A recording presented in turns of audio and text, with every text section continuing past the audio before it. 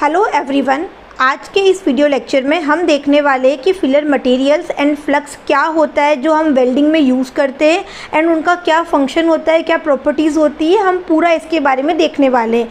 First of all मैं आपको बताती हूँ फिलर मटेरियल्स क्या होता है। कहीं पर इसे फिलर रॉड की जैसे लिखा होगा, कहीं पर इसे फिलर वायर की तरह लिखा होगा, तो ये सारा एक ही चीज़ है। नाम में जो फर्स्ट वर्ड आ रहा है वो है आपका फिलर। मतलब कि जब आप जॉइंट क्रिएट कर रहे हो वेल्डिंग के थ्रू, तो आप एक्स्ट्रा मटेरियल यूज़ कर रहे हो, एडिशनल मटेरियल यूज़ कर रहे हो उस जॉइंट को क्रिएट करने के लिए, कंप्लीट करने के लिए, तो उसे आप बोलोगे फिलर मटेरियल। क्लियर। अब हम बात करते हैं कि आखिर हमें रिक्वायरमेंट क्या पड़ी फिलर मटेरियल की। तो लेट सपोज़ एक आपके पास में ये एक वर्क पीस है जिसको मैंने बोल दिया 1, एक आपके पास में वर्क पीस है इसको मैंने बोल दिया 2। क्लियर। आपको इन दोनों को मेल्ट करके यहाँ पर आपको जॉइंट क्रिएट करना है। इस जगह पे आपको एक जॉइंट क्रिएट करना है, आपको 1 और 2 को आपस में जॉइन करना है। तो हम किस तरीके से कर सकते हैं, जो भी आर्क है, सपोज़ करो कि यहाँ पर आर्क क्रिएट हो रही है किसी तरीके से। क्लियर। अब वो आर्क क्या करेगी, इस वाली सरफेस को और इस वाली सरफेस को क्या करेगी, मेल्ट करेगी।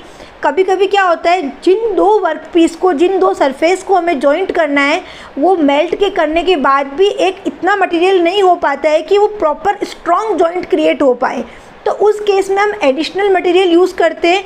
वो एडिशनल मटेरियल रॉड की फॉर्म में भी हो सकता है। सपोज़ करो कि मैंने एक रॉड यूज़ करी, यहाँ पर ये जो मैंने बनाया है ये एक रॉड बनाई है, तो क्या होगा, जब ये आर्क यहाँ पर बन रही है, उस आर्क की वजह से वो रॉड भी क्या होगी, मेल्ट होगी और वो इस जगह में फिल होगी। तो क्या होगा, ये भी मेल्ट हो रहा है, ये वर्क पीस भी मेल्ट हो रहा है, और जो फिलर रॉड आपने यूज़ करी वो भी मेल्ट होकर क्या हो रही है, इसके बीच में आ रही है। तो एक प्रॉपर जॉइंट क्रिएट होगा जब इन दोनों वर्क पीस को आप पास में लेकर आओगे। तो ये होता है आपका फिलर रॉड का काम।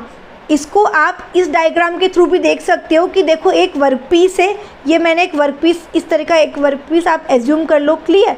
ये आपका इलेक्ट्रोड है इसके अंदर। क्लियर। अब देखो यहाँ पर मैंने क्या किया, ये जो यूज़ करी है, ये क्या करिए, मैंने एक फिलर वायर बोल दो या फिलर रॉड बोल दो, ये यूज़ करिए।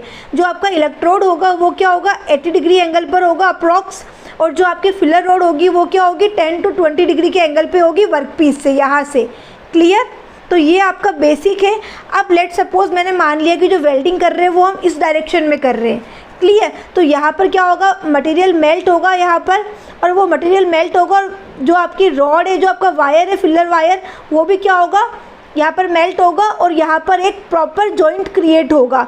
ठीक है, प्रॉपर वेल्डिंग यहाँ पर होगी। आ रही है बात समझ में। तो इस तरीके से हम फिलर मटेरियल्स को यूज़ करते हैं। अब एक और बात देखो, यहाँ पर जो हम ये फिलर रोड यूज़ करते हैं, ये फिलर रोड का कॉम्पोजिशन क्या होना चाहिए, जो आपका बेस मटेरियल है, जो कि आपका वर्क पीस है, उसके सेम कंपोजिशन का होना चाहिए। ऐसा नहीं कि इसकी प्रॉपर्टीज़ तो एक्स है और ये प्रॉपर उल्टा वाई प्रॉपर्टीज़ का है, तो यहाँ पे मिक्स होके क्या होगा, अलग रिएक्शन हो सकती है। तो आपको जो फिलर मटेरियल या जो फिलर रॉड यूज़ करनी है वो सेम कंपोजिशन की यूज़ करनी है। किसी किसी केसेस में आजकल हम थोड़ा सा डिफरेंट कंपोजिशन भी यूज़ करते हैं। अब देखो एक लिस्ट मैंने यहाँ पर बनाई है, इसमें आपको मेंशन है बेस मेटल और फिलर रॉड का मेटल मटेरियल क्या होना चाहिए। तो देखो अगर आपके पास में फर्स्ट पॉइंट में लिखा है कॉपर एंड ब्रास, अगर आपका बेस मटेरियल जो बेस मेटल है आपका वो कॉपर है या ब्रास है, तो उसके लिए आप कौन सा फिलर रॉड यूज़ में लोगे, फॉस्फोरस ब्रॉन्ज। सिमिलरली नेक्स्ट लिखा हुआ है एल्यूमिनियम एंड एल्यूमिनियम अलॉयज़ के लिए आप यूज़ करोगे pure aluminium, aluminium silicon alloy, aluminium magnesium alloy. Next लिखा है स्टेनलेस स्टील, तो उसके लिए आप कोलम्बियम यूज़ करोगे। तो ये पूरी एक लिस्ट है। As a first year student आपको पूरा पढ़ने की रिक्वायरमेंट नहीं है, लेकिन अगर यहाँ पे मैंने 8 पॉइंट्स मेंशन कर रखे हैं तो आप 2 और 3 अपने माइंड में रखना, ताकि आप एग्ज़ाम में अच्छे से लिख पाओ। क्लियर। अब हम बात करते हैं कि फ्लक्स क्या होता है जब हम वेल्डिंग के बारे में पढ़ रहे होते हैं। तो फ्लक्स क्या होता है, केमिकल्स होते हैं जो कि डीऑक्सीडाइज करने के लिए काम में आते हैं। सिंपल लैंग्वेज में बात करें तो ऑक्सीडेशन ना हो उसके लिए हम फ्लक्स यूज़ करते हैं। फ्लक्स आपका किसी भी तरीके का हो सकता है, आपका पाउडर हो सकता है, पेस्ट फॉर्म में हो सकता है, गैस फॉर्म में हो सकता है, और लिक्विड फॉर्म में हो सकता है। क्लियर। एंड क्या काम में आता है, डीऑक्सीडाइज करने के लिए काम में आता है मेटल सरफेस को, ताकि फर्दर ऑक्सीडेशन ना हो फ्लक्स क्या करता है, एक एटमॉस्फेयर क्रिएट कर देता है जिससे कि ऑक्सीडेशन नहीं होता है। और फ्लक्स होता है आपका, वो होता है हाईली कोरोसिव नेचर में, मतलब कि अगर आप उसको नहीं हटाओगे लास्ट में तो वो जो आपका वेल्डिंग जॉइंट आपने जहाँ पे बनाया है, कोरोजन मतलब कि जंग लगना हिंदी में, तो वहाँ पे जंग लग जाएगा। तो इसीलिए आपको क्या करना पड़ता है, जब आपकी प्रॉपर वेल्डिंग हो गई है तो आपको उसको हटाना भी पड़ता है। क्लियर। और नेक्स्ट पॉइंट क्या है, these consist of inorganic acids और salt of sodium, potassium, lithium and borax. जो आपका फ्लक्स होता है वो इनऑर्गेनिक एसिड्स और सॉल्ट्स होते हैं, sodium, potassium and lithium and borax के।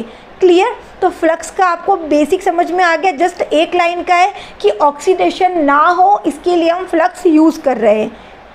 यहाँ पे देखो मैंने एक डायग्राम लगाया है, इस डायग्राम में क्या हो रहा है, सिंपल आपका पावर सप्लाई है, आपका एनोड है, आपका कैथोड है, जिसको आप एक को आप पॉजिटिव कनेक्ट करोगे, एक को आप नेगेटिव कनेक्ट करोगे। क्लियर। जैसे कि मैं आपको बता देती हूँ, ये आपका पावर सप्लाई है, ये आपका इलेक्ट्रोड होल्डर है, ये आपका इलेक्ट्रोड है, और ये आपका क्या हो गया, वर्क पीस हो गया। क्लियर। ये समझ में आ रहा है आपको। अब हो क्या रहा है यहाँ पर, फ्लक्स का क्या रोल है, जब यहाँ पर आर्क क्रिएट हो रही है, देखो यहाँ पे आर्क क्रिएट होगी तो क्या करेगी, वर्क पीस को मेल्ट करेगी। ये जो वर्क पीस है इसको मेल्ट करेगी। अब वर्क पीस मेल्ट होगा तो क्या होगा, जो ये एनवायरनमेंट है यहाँ पर, ये एनवायरनमेंट है, उसमें ऑक्सीजन प्रेजेंट होती है, तो वो ऑक्सीजन क्या करेगी, यहाँ पर जो वर्क पीस मेल्ट हुआ है वहाँ से रिएक्ट करेगी और ऑक्साइड बना देगी। और हमें ऑक्साइड फॉर्मेशन को रोकना है, इसके लिए हम क्या करेंगे, फ्लक्स को यूज़ करेंगे।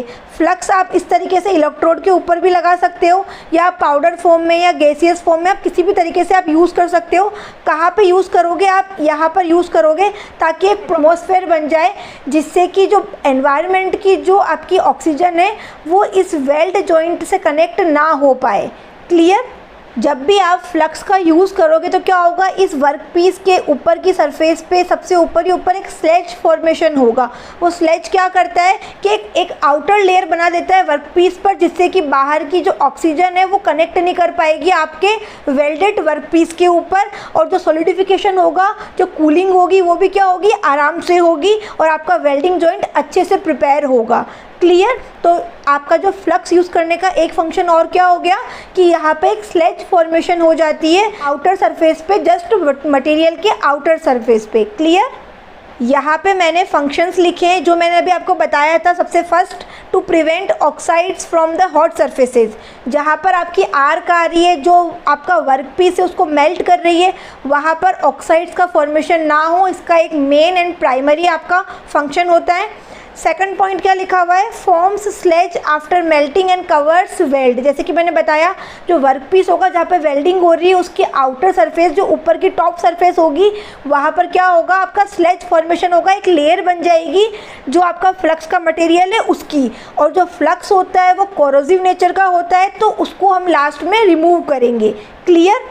नेक्स्ट पॉइंट आपका लिखा हुआ है, to reduce viscosity of molten metal. सबसे पहले आप देखो विस्कोसिटी क्या होता है। विस्कोसिटी को इस तरीके से समझो कि फ्लूइडिटी का उल्टा होता है, कि एक होता है पानी, पानी कितने अच्छे से फ्लो कर पा रहा है। एग्जांपल दे रही हूँ, अभी वेल्डिंग में पानी का कोई काम नहीं है, मैं जस्ट एग्जांपल दे रही हूँ। तो पानी क्या होता है, बहुत अच्छे से फ्लो करता है, उसकी जो फ्लो कैपेसिटी होती है वो बहुत अच्छे से होती है, तो फ्लूइडिटी बहुत अच्छी होती है। लेकिन अगर एक एग्जाम्पल दूँ मैं, हनी जो कि शहद होता है, ठीक है, तो अब शहद को आप देखोगे तो क्या होगा, वो बहुत धीरे धीरे फ्लो करेगा, तो जो उसकी फ्लूइडिटी होती है वो बहुत कम होती है। तो विस्कोसिटी क्या हो गया, जस्ट अपोजिट होता है फ्लूइडिटी का। तो रिड्यूस विस्कोसिटी मतलब कि जो मोल्टन मेटल है उसकी आपकी फ्लूइडिटी को ये बढ़ा देता है flux. Clear. And next point, to maintain a steady arc in case of arc welding. जब हम आर्क वेल्डिंग करते हैं, हम आर्क क्रिएट करते हैं, तो एक होता है कि एक प्रॉपर स्टेडी आर्क आए, कभी कम कभी ज़्यादा ना हो, तो फ्लक्स उसमें भी हमारी हेल्प करता है।